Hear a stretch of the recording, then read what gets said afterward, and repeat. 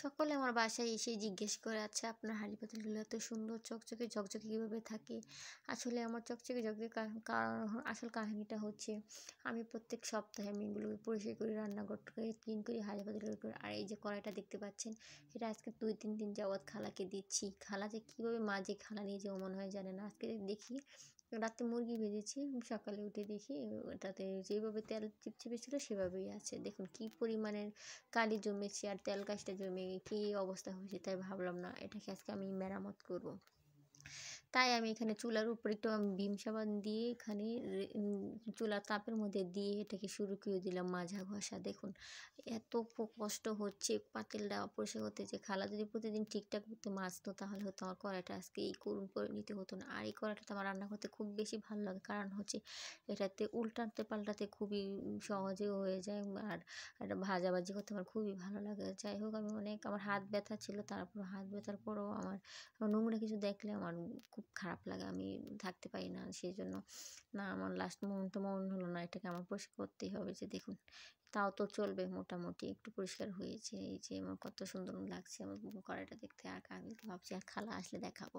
আর দেখুন কি পরিমাণের ময়লা বেরিয়েছে, এগুলো সবগুলো এই কড়াই থেকে বেরিয়েছে। এত পরিমাণ একদম বেসিনটা ভরেই গিয়েছে এটার ময়লা দিয়ে। তারপর হচ্ছে আমি বেসিনটা, খালা কিন্তু কোনো সময় করে না, আমি একটু বেসিনটাকে একটু সুন্দর করে মেজে টেজে নিচ্ছিলাম।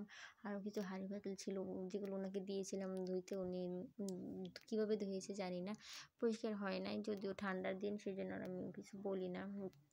সেই জন্য আমি ভাবলাম না আজকে আমার কাজগুলো আমিই করব, অন্যকে দিয়ে হবে না। সেই জন্য আজকে ওনাকে আমি আর হাঁড়ি পাতিলে ধুতে দিনে অন্য কাজ করিয়েছি। আর হচ্ছে এখানে যত হাঁড়ি পাতিল আছে সকল কিছু আমি এখানে মেজে নিলাম। দেখুন আমার পাতিলটা কত সুন্দর করে পরিষ্কার করে নিয়েছি।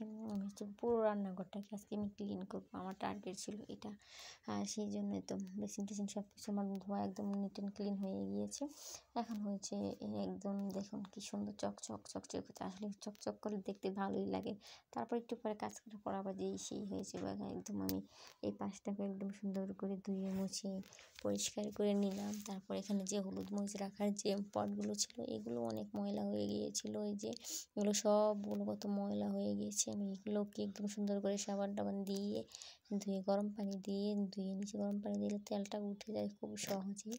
আর এই তো এখন সুন্দর করে আমি গুছিয়ে নিলাম, পরিপাটি করে নিলাম, করে একদম সুন্দর। আর রান্নাঘর যদি পরিষ্কার বা গোছানো না থাকে তাহলে রান্না করতেও অস্বস্তিকর লাগে। আর আমার সবসময় গোছানো থাকতে আমার বেশি ভালো লাগে। আর এই তো বিছানার এই অবস্থা, আর লাস্টে এই যে তো গোছালাম। এই তো আমার কাজ কমপ্লিট। Thank you.